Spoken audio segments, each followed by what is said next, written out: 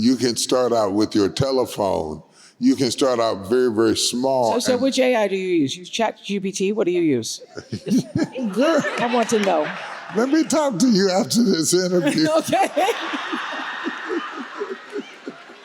We want to know which one you use. You use it. I think you have to use several because some of them do graphics, some of them do voiceover, some of them do research. I think you have to study the family of artificial intelligence to better understand what they can do. What I am concerned about is the new forms of AI that are coming out who are thinking for themselves. And I think that's what we need to be watching out for, because we may have created something that we can't control. And I'm concerned that we don't have laws that have caught up with our technology. No, and we don't, because everybody was trying to stay ahead of China. Yeah. Yes. Yeah. It all comes down to the green, as you were saying. Right. Comes down to that. Right. And any tool, no matter how good it is in the hands of a wicked person. I heard Warren Buffett say something I will never forget. You can't do good business with bad people. Right, that's so true, right? You just cannot do good business with bad people. We got to wrap this up in a minute, but let me ask you, is there anything special you wanted to say before I ask you this? No, I'm just following your lead. Okay. Chapter 6, Advice to Younger Self.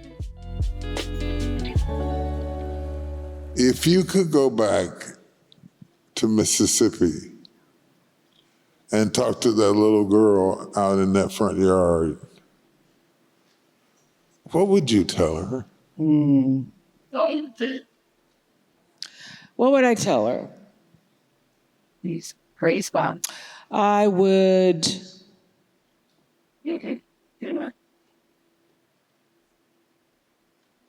First and foremost, know how loved she is, because I grew up not feeling a lot of love from the people around me. And I would tell her, my grandmother did the best she could, but I had one of those strict disciplinarian grandmothers. And I say, as Tyler often says, she didn't give me much, but she did give me Jesus. She had the ability to give me Jesus. And so I would say to that girl, and I'd say to anybody here, it's going to be all right. It's going to be all right. And I would say, my favorite song is I Surrender All. Yeah. And I learned that, when I was trying to get into the Color Purple and didn't think it was going to happen, and started singing that song, and suddenly the woman appeared and said, Steven Spielberg is on the phone. And so I have lived a surrendered life. And I would say, understanding, as I believed, I've said this for many years, that you don't get what you want. You actually get what you believe. And so if you're not where you want, you need to look at what you believe.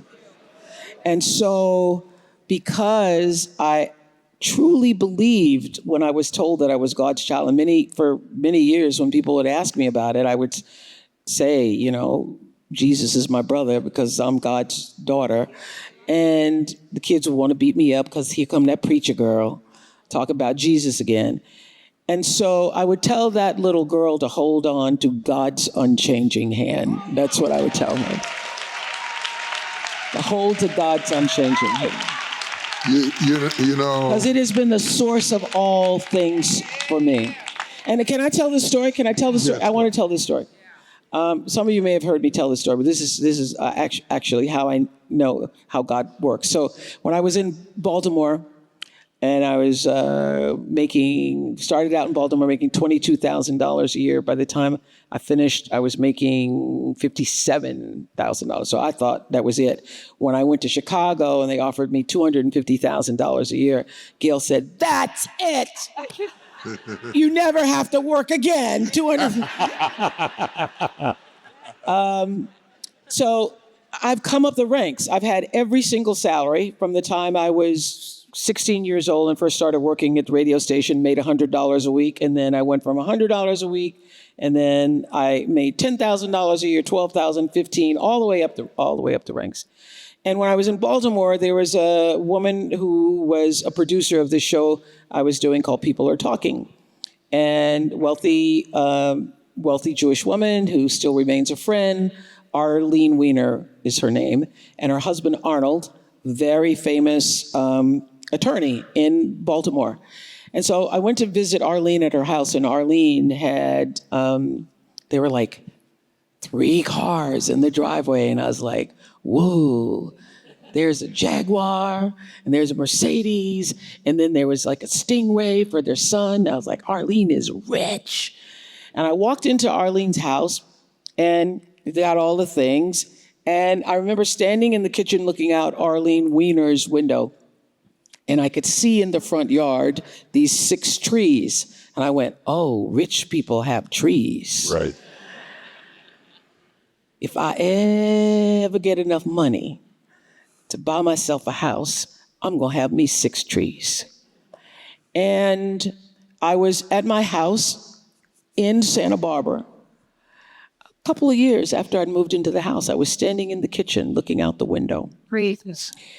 And I was standing there waiting on the tea to brew, and I looked out and I saw the 6 trees.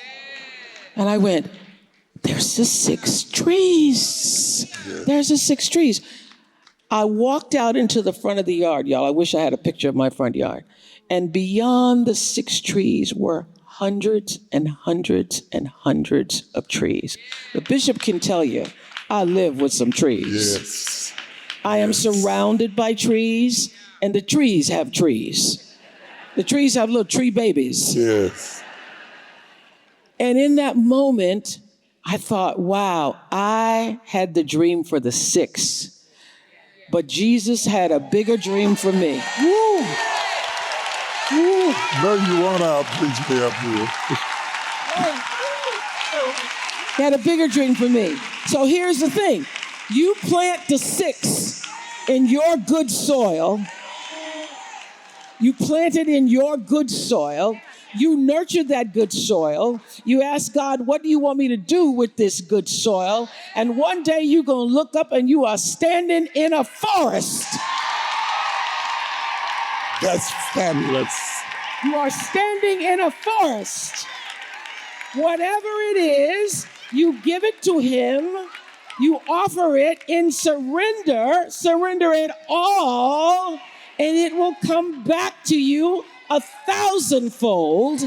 I can tell you that is true because I am living God's dream for me. Thank you, Dallas. Amazing. Absolutely incredible. Give it up for Oprah Winfrey. Come on. Miss Oprah Winfrey.